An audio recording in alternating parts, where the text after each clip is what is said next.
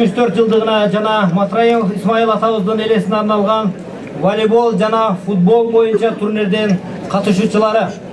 Бүгүнкү турнирге Кыргыз Республикасынын Жогорку Кеңешинин төрагасы баш болгон депутаттар, Кыргыз Республикасынын биринчи вице-премьер-министри, Кыргыз Республикасынын өкмөтүнүн Ош, Жалал-Абад, Баткен областындагы ыйгарымдуу укуктуу өкүлдөрү, облустук жетекчилер, укук коргоо органдарынын башчылары, райондук мамлекеттик администрациянын башчылары, акимдер, коомдук ишмерлер, райондук мекеме ишкана жетекчилери жана кызматкерлери, айыл өкмөт башчылары, айылдык кеңештин депутаттары, ардагерлерибиз, районубуздун тургундары, спортчулар катышып жатышат.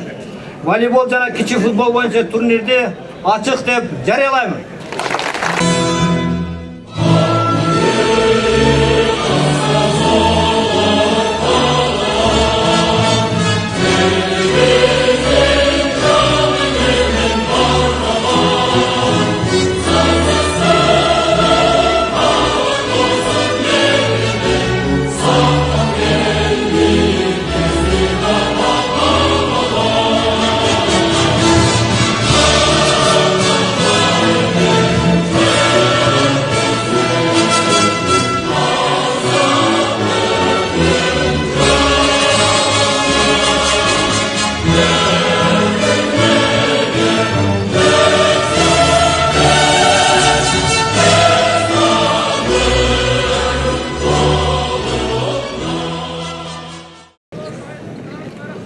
Саламатсыздарбы, урматтуу замандаштар, ардактуу биздин улуу ата мекен согушунун катышуучу аксакалдарыбыз, кадырлуу Кара Суу районунун тургундары. Мына бүгүн биз чоң бир аземдин, майрамдын алкагында бардыгыбыз чогулуп турабыз.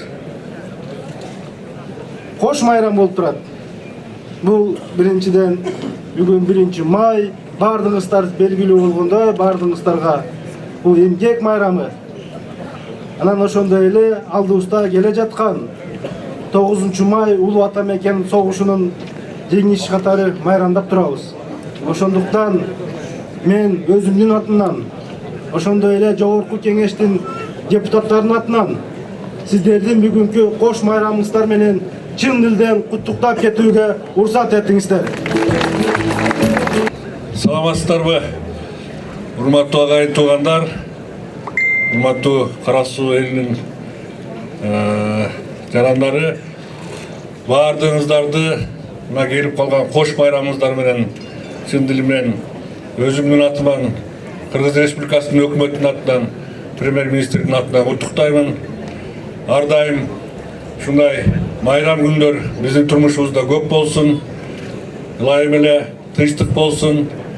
Ушул 9 майда эл майрамдаган жеңиш күнү ушундай жаман апаат согуштарда болгон акыркы майрам болсун. Эми уруксат берсеңиздер бүгүнкү иш-чарага кайрылып кетейин. Мен билгендей эле жыл сайын традиция болуп калган ушул айылда өтүп жаткан иш-чара Матраев Исмаил ата фондунун атынан өткөрүлүп жүрөт. Мен бир нече жолу катышып калдым, мына бүгүн дагы ушундай катышууга мүмкүнчүлүк болуп турганына мен чын дилим менен кубанычтамын. Фонд жөнүндө айта турган болсок, баарыңыздар жакшы билесиздер.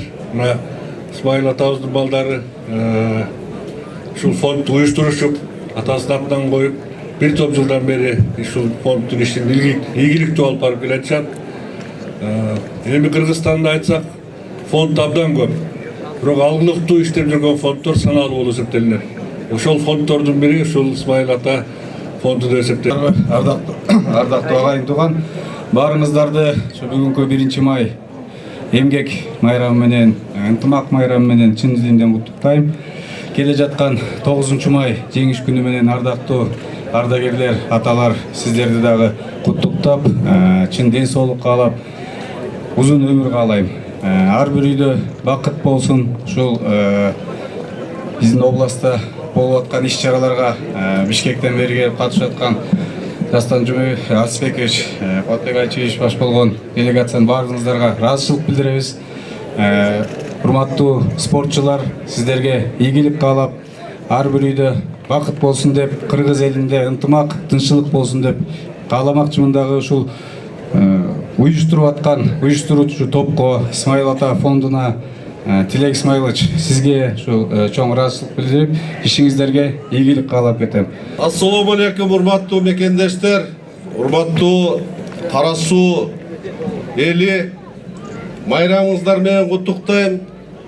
Бала кезде 1 май майрамында ата-энебиз бизге 1 сом берчү. Ошол сом менен район центрине барып, семечка чагып, майрамды көрүп, жыргап келчүбүз.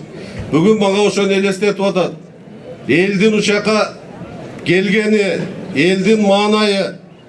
Мына аталарыбыз отурат, согуш ардагерлери аз калды. Алдыда келаткан улуу жеңиш майрамыңыздар менен куттуктайм. Ден соолукта болуңуздар. Исмаил ата фондунун бүгүнкү өткөрүп аткан иш-чарасы бул ушул эл үчүн болгон нерсе. Ата-эне баланы төрөп өстүрүп коет экен, анан ар бир бала элдин баласы болушка аракет кылат экен. Мен ойлойт элем, мына Исмаил атанын балдары элдин баласы болду. Саламатсыңарбы, урматтуу калайык журт, саламатсыңарбы, кымбаттуу биздин аталар, Улуу Ата мекендик жеңиштин ардагерлери. Бардыңыздарды айтып кетишти, кош байрам менен куттуктайм. Адыр Ахмат Келдибекович аябай биздин жаштагы сезимдерди ойготту, 1 май жөнүндө айтып. Сизге 1 сом берсе, биз анда 50 тыйын менен чыкчук. Ошол 50 тыйын жетчү.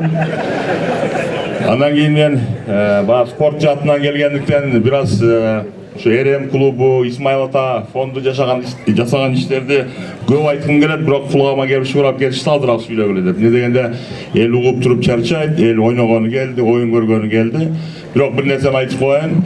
Мына Исмаил ата фонду уюштурган волейбол жаатындагы РМ клубу быйыл 5-чи жолу Кыргызстандын расмий чемпиону болду. Ошо мен куттуктайм сиздердин баарыңызды.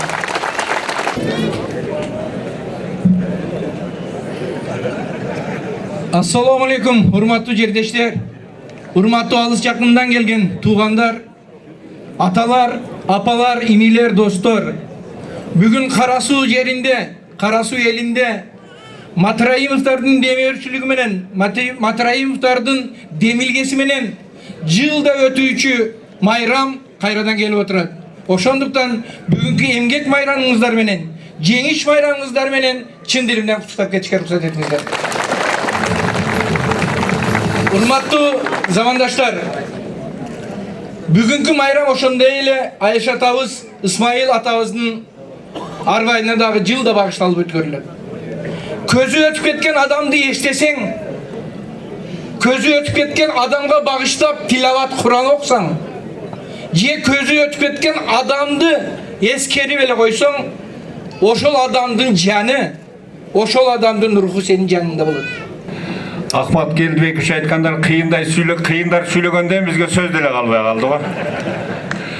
Урматтуу жердештер, мекендештер, урматтуу Дастан Артисбекович, урматтуу жогорку кеңештин депутаттары, урматтуу өкмөт мүчөлөрү, урматтуу биздин достор, жакын санаалаштар, Бишкектен келген мыймандар, биринчиден баарыңыздарды ушу жылда өтүүчү атабыз Матраим Исмаил атындагы фонд уюштурган спорт, волейбол жана футбол боюнча спорт өтүүчү, жылда өтүүчү майрамга куш келиңиздер демекчимин.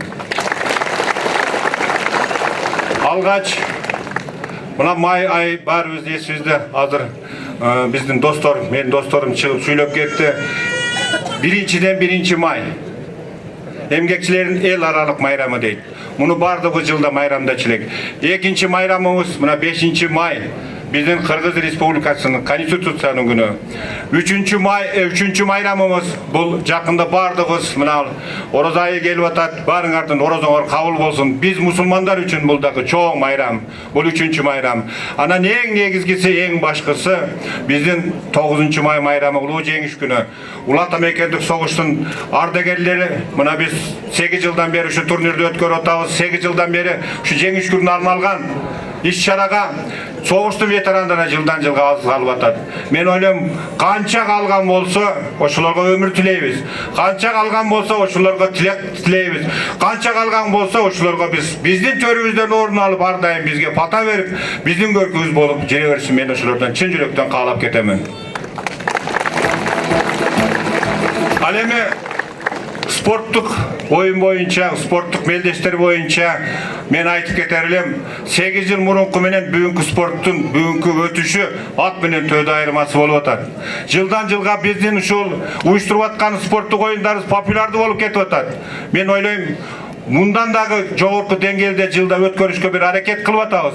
Былтыркы өткөргөндөн быйылкы өткөргөндөн эмдики өткөргөндөгү кемчиликтерибиздин баардыгын жоюп, будан дагы бийик деңгээлде жылына өткөрүп беребиз деп мен силерге ушу убаданы берип кетким келет. Учурдан пайдаланып, мына менин жалаң жердештерим турат, карасулуктар турасыңар.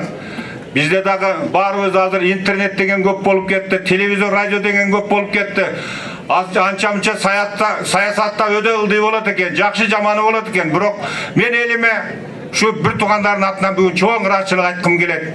Ошо саясатта күнү-түнү бизге күч кубат берип, бизге дем берип, бизге ар дайым биз силер менен деп бизге ушу звонок кылып, биз менен жолугуп, бизге дем бергениңер үчүн биздин элибизге, жерибизге, биздин Кара Суу районуна чоң ыраазычылык айтып койгонго уруксат этиңиздер.